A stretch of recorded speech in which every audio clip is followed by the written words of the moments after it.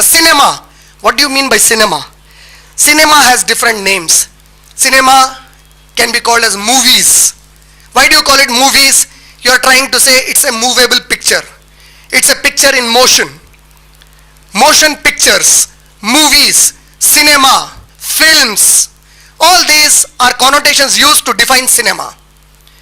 What was the impact of cinema? What is cinema? Where did it start? So the first initiation was based upon the stage dramas that used to be held long back in ancient cultures. They said, if those dramas can be held, can such dramas be conducted somewhere and recorded on something? So they started recording on recording discs of variety of kinds. It can be cassettes, it can be CDs, it can be DVDs. Now different technologies they used to record it. What did they do after recording? What are we doing after recording this?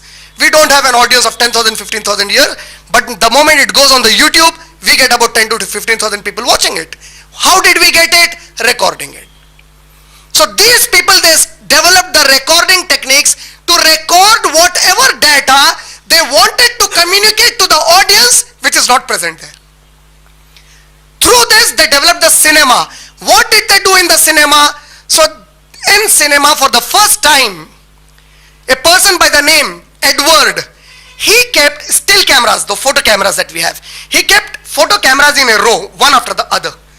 And from each camera, he took constant photographs of a running horse. He captured from the still photographs different actions of the running horse by keeping cameras a little far from each other, and that he developed into a motion picture slowly. This is how the history of cinema begins. But this was later by Thomas Edison. See, he kept so many cameras. Now Thomas Edison, who is supposed to be the inventor of more than 2,000 things of the modern science. Thomas Edison, what did he do? Thomas Edison, he developed or manufactured or invented the first single device to record motion known as kinetoscope. This was the first device that he invented to record motion picture. And after that, the film industry changed forever. From this developed the other camera which we know as the cinematography camera. Who developed it? Lumiere brothers. Lumiere brothers of France, they developed it when? In 1858. I'll just tell you the history. You see, he started in US, it came to France. You know, from France, it was taken back to USA. How? Europe was developing films, and their films were becoming popular. The first film to be shown in public was in Germany. In Germany, they showed the first film in the 19th century, and after that, the first commercial film was shown in the USA, in New York City, in the 19th century. In 1895, the first time Germany showed a film. 1896 in the US. And then by the time the World War took place, in 1914 to 1918, the First World War happened. In First World War, Europe was centralized engaged in the war. By then, the technology of cinema, it got interrupted in development in Europe. America picked it up, flourished in America. And it was Griffith. Griffith was the first director of a film in US on a mass level whose brainchild is the Hollywood. The Hollywood that you have today is the brainchild of director Griffith. When he established Hollywood, Hollywood went through 4 phases. The silent cinema, the classical Hollywood cinema, the new Hollywood cinema, the contemporary Hollywood cinema. 4 phases in Hollywood's development. It started with the silent cinema. What would they do in those cinema? So the historians tell us today that Hollywood served 4 main purposes. Remember, these are very important for you to realize what's happening in the world today through mass media. The 4 purposes of Hollywood were, the first and foremost purpose of Hollywood was to establish Western democracy in the world. Make sure that any program they make on Hollywood platform, it shall be a reflection of Western democracy in the world, indoctrinate the minds of the masses that it is West that is the best. The first and foremost purpose of Hollywood, Western democracy. The second was slapstick comedy. What is slapstick comedy? It's a new form of comedy invented or more popular popularized, not invented, more popularized through the Hollywood using Charlie Chaplin. Charlie Chaplin was a Jew. He was used by Hollywood to popularize slapstick comedy. What do you mean by slapstick comedy? It means a comedy where physical action is more than the voice. Charlie Chaplin used it. And even in that comedy, the fundamental purpose should not be lost of maintaining Western democracy. The third were all the musical shows.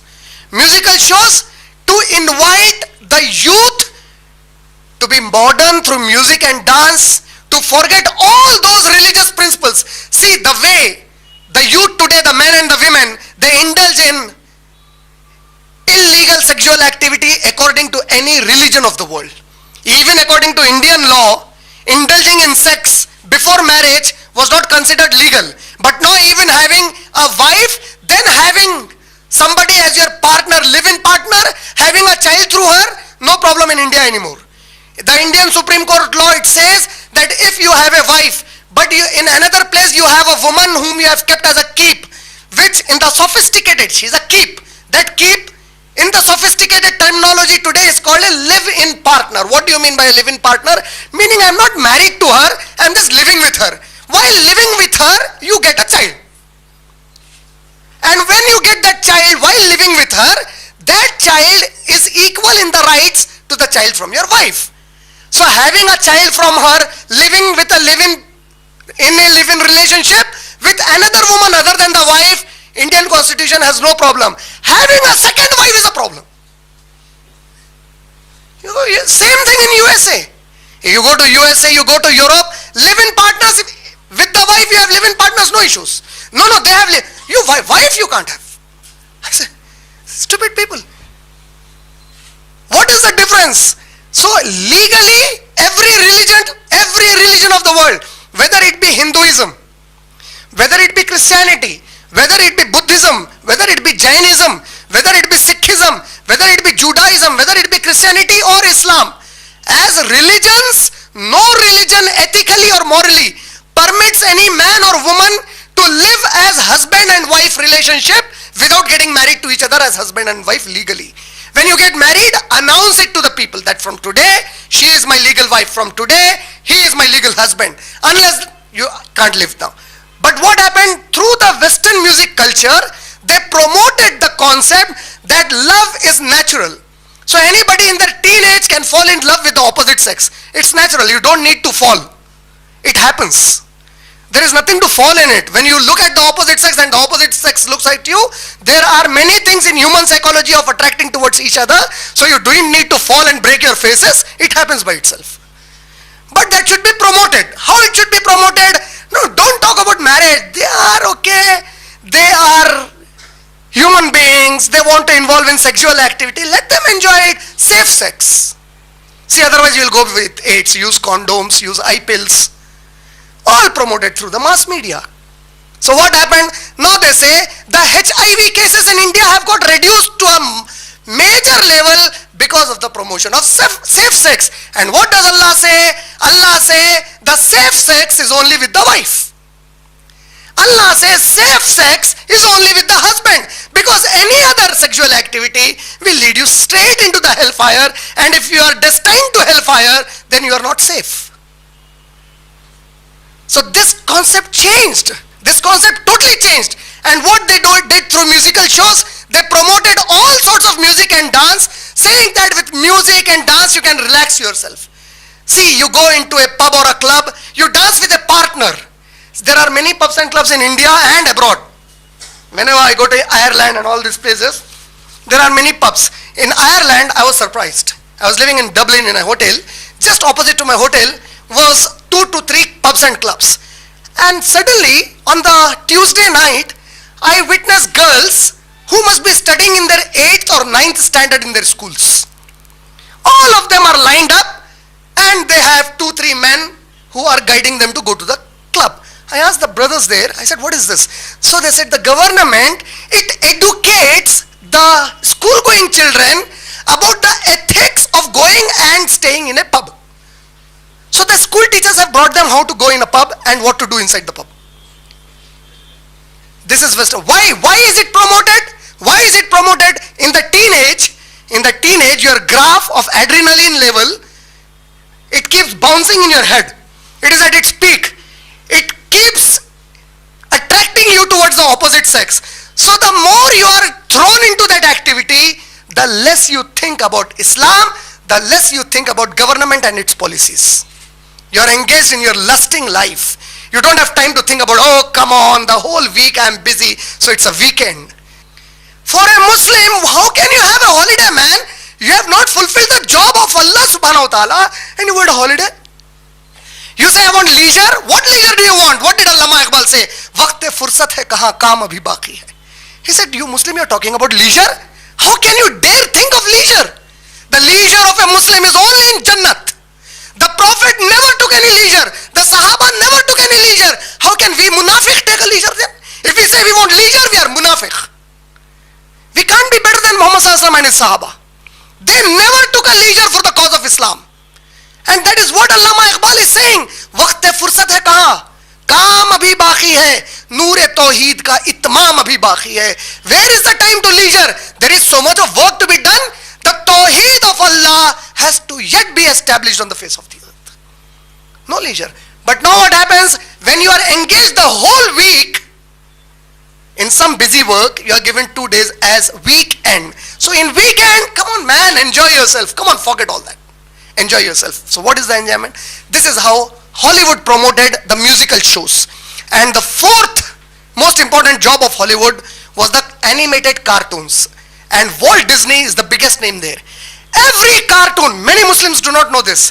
Every cartoon on the television, it indoctrinates the Muslim child to think on any other side except Allah as As-Samad, meaning the one whom we need and the one who needs none. Look at the Muslim children today. They talk about Chota Bheem, they talk about Shaktiman, they talk about Jian, but they don't know who is Allah. These are our children, Muslim children. These are children born to Muslim parents, and it's a shame on the parents that the parents utterly failed to introduce the creator of your child, Allah subhanahu wa ta'ala. It's a shame, man, it's a shame. Our children, they talk about everything except Allah subhanahu wa ta'ala. These four were the purposes of establishing cinema in Hollywood. And look at all the cinema through Hollywood now. Look through this explanation now. Every cinema, every entertainment, every program produced from Hollywood will work on these 4 lines. The first and foremost, Western democracy. The second, any comedy promoting Western democracy. The third, musical shows promoting Western culture, Western lifestyle, promoting Western lifestyle as liberalism and progress. The fourth, your cartoon shows indoctrinating your kids to think in the Western style. And the Lumiere brothers, when they invented the cinematograph, within 6 months, do you know which is the second destination they traveled in the world? They traveled to Bombay. And it is their travel that gave birth to Bollywood in Bombay. Bollywood, what is Bollywood? Bollywood is a combination of 2 different words. Ball is from Bombay. Wood, Bolly is from Bombay. Bombay was the previous name for Mumbai. Bolly from Bombay, wood from the Hollywood. Bollywood. And do you know the biggest film production industries in the world are Hollywood, Bollywood, third, anybody can guess here? Tollywood is no comparison. You will be shocked if I tell you. The Nigerian film industry. Can you imagine a country which starves, full of violence, and shamefully a Muslim country? A Muslim country, Nigerian film industry is the 3rd biggest industry in the world. Of these 3, the biggest viewership is Bollywood. And Bollywood does not mean all Indian cinema. It merely means the Hindi cinema. When did it start? So Adarshi Irani from Iran was a Persian, was a Parsi. He produced the first film, which was the talkative film called Alam Ara. But before that, a silent movie. In 1913, Dada Sahab Phalke's movie called Raja Harishchandra. That was the first movie in 1913. Do you know in by 1930, by 1930, how many films were produced in India every year? Can you imagine it? 200 films were produced in India every year by 1930. And what would Bollywood do? Bollywood was influenced by, now look at Indian cinema and the impact it had on all the Indians, worst on us Muslims. The Bollywood, it evolved itself around Mahabharata and Ramayana. It evolved itself around Sanskrit, Rahasya and Natya. Rahasya and Natya, Rahasya is story, Natya is drama. Drama and story followed with music and dance. The third is the folk stories, meaning folk stories, there was a person who lived like this, he used to live on a mountain, he used to stand on his feet, he used to fly in the air, all folk stories, mythological folk stories. I am not talking about stories. The Bollywood evolves around these themes. The fourth is the Yatra, showing all the pilgrimage sites of India where Hindus travel and promoting it through Bollywood. The fifth is the Western style of music and dance. The sixth is the cartoons animated in the Western style. And the worst of all in Bollywood is, the pioneers of Bollywood, the forerunners of Bollywood when it was established, a majority of them are Muslims. Astaghfirullah. You want me to name them? The first actress of, the first most popular actress in Hindi cinema, Fatima Begum. Nargis, Muslim. Madhubala, Muslim. Meena Kumari, Muslim. Wahida Rahman, Muslim. Dilip Kumar, Yusuf Ali Khan, Muslim. Amir Khan, who is the great grand nephew of Maulana Abul Kalam Azad. Maulana Abul Kalam Azad is the great grand uncle for Amir Khan. And Maulana Azad is an Islamic scholar, a reputed Islamic scholar loved by all Muslims around. Amir Khan, Shah Rukh Khan, Salman Khan, filmmakers Asif, Kamal Amrohi, Mohammad Rafi, singer. And these people not only came into the limelight of Bollywood, they had an impact on the Muslim mind so much that the Muslims, they follow them, astaghfirullah al-azim, as if we are following our prophet. Nauz billah. Anything that they do, the Muslims are ready to do. Shame on the munafiq. Shame on the munafiq who hold musical shows in Ramzan in Hyderabad, and they are Muslims.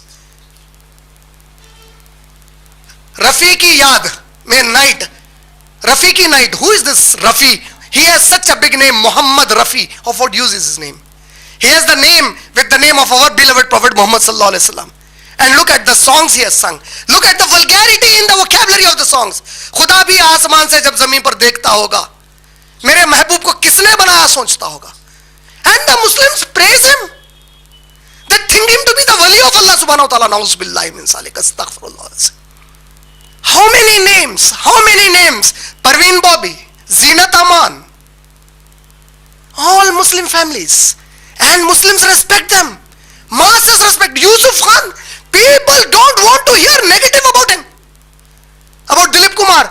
They have photos of Dilip Kumar. They have Salman Khan with a salam in Ramzan. Astaghfirullah. A person who is worshipping Ganesh and saying, I don't merely believe in Allah. And Muslims take him as an icon. Why? You have forgotten your Sahaba. You have forgotten your Awliya Allah. You have forgotten the greats of Islam. What has gone wrong with us? Look at the impact of cinema. Cinema has spoiled the masses throughout the world. Why did it spoil? Because you and me failed to promote this. It's not their fault. Allah says in Surah Baqarah in one of the ayat that the disbelievers will not be pleased with you unless you adopt their ways. You know what is the tafsir of the ayat? The tafsir of the ayat is the natural laws set by Allah. Allah set natural law. What is the natural law?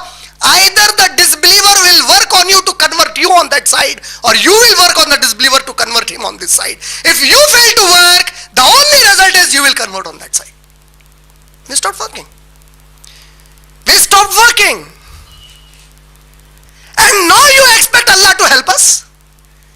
What greater shame can be on us? What greater shame can be on us? That from every corner in the world, we are at the receiving ends.